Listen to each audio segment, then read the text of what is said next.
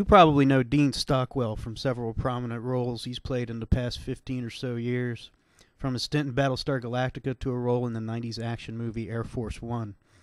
What you probably don't know, and he might rather you never found out about, his early appearance in a flick called The Werewolf of Washington.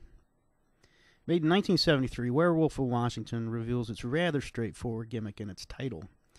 And a resemblance to the later American Werewolf in London is maybe not entirely coincidental, since, like the later classic, Werewolf in Washington is a clear attempt to synthesize horror and comedy.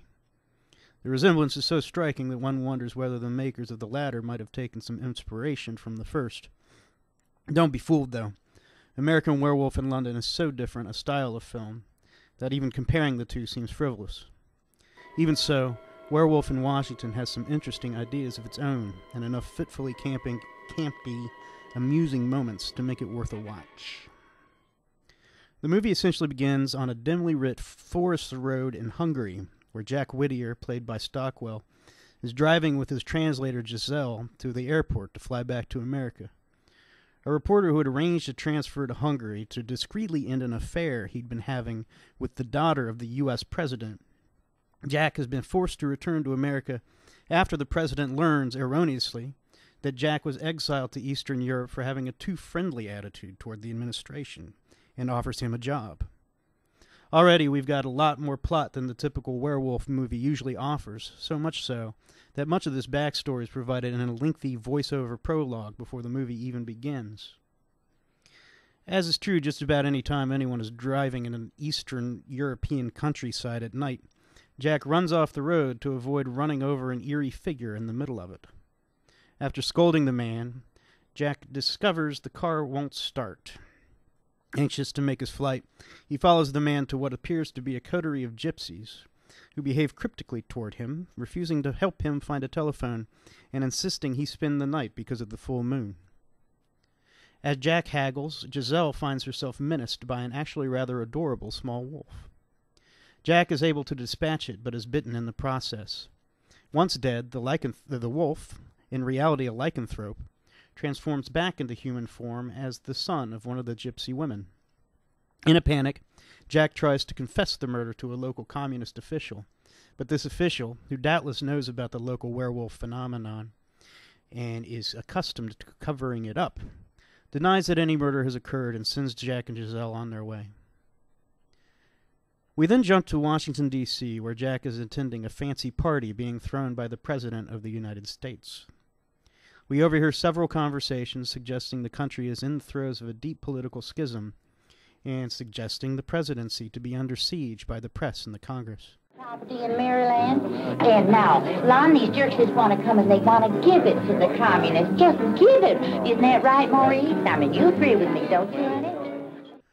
The references to the Nixon administration, then in power, are pretty obvious here.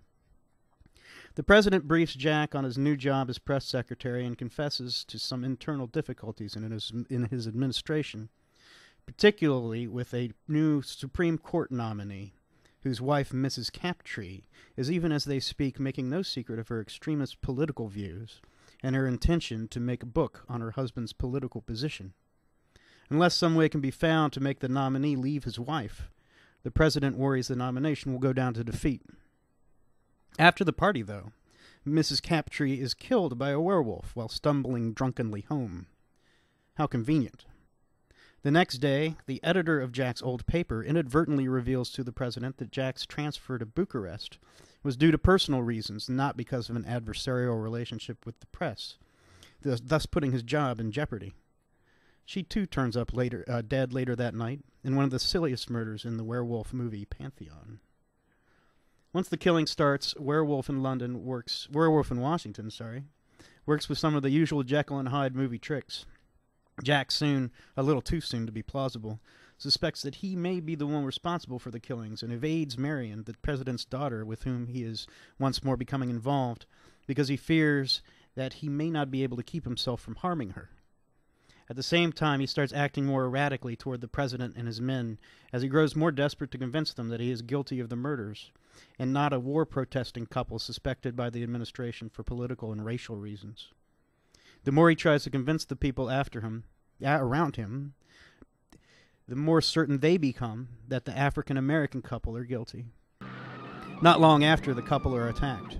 The man, who the Attorney General has nicknamed the Kid, turns up dead, his girlfriend menaced and narrowly rescued.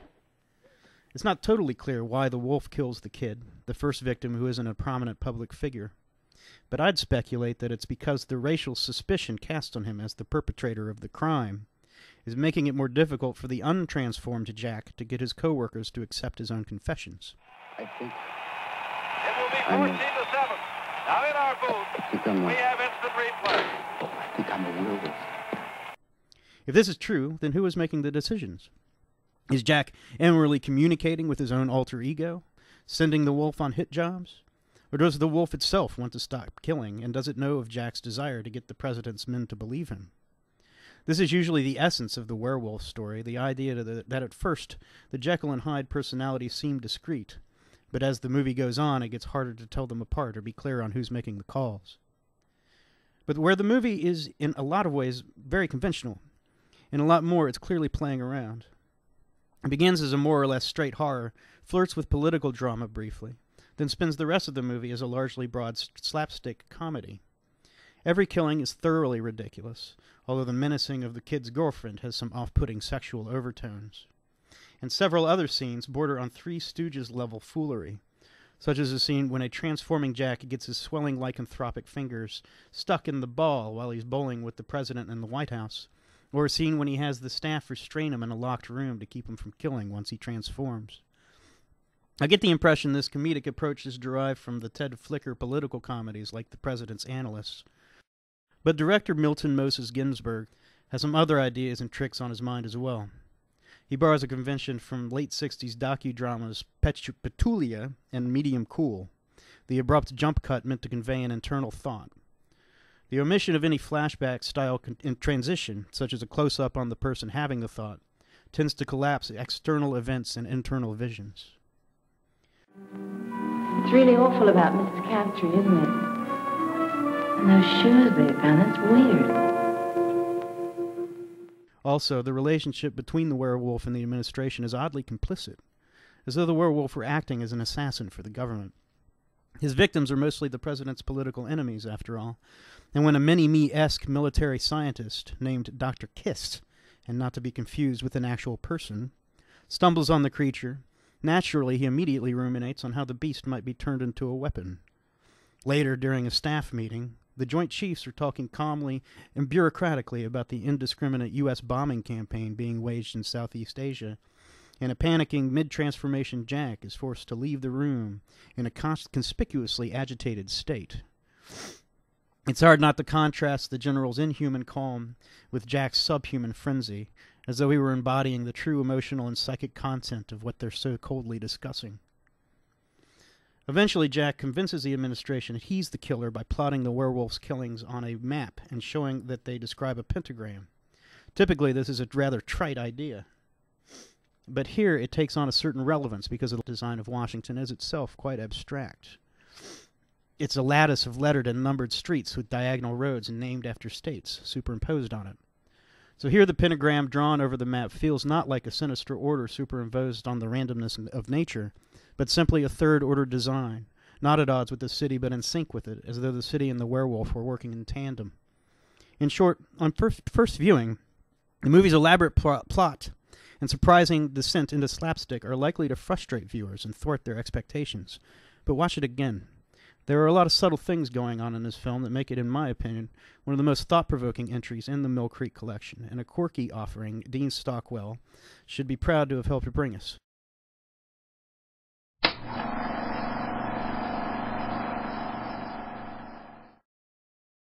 I think your father's a cross between Abraham Lincoln and Jesus Christ.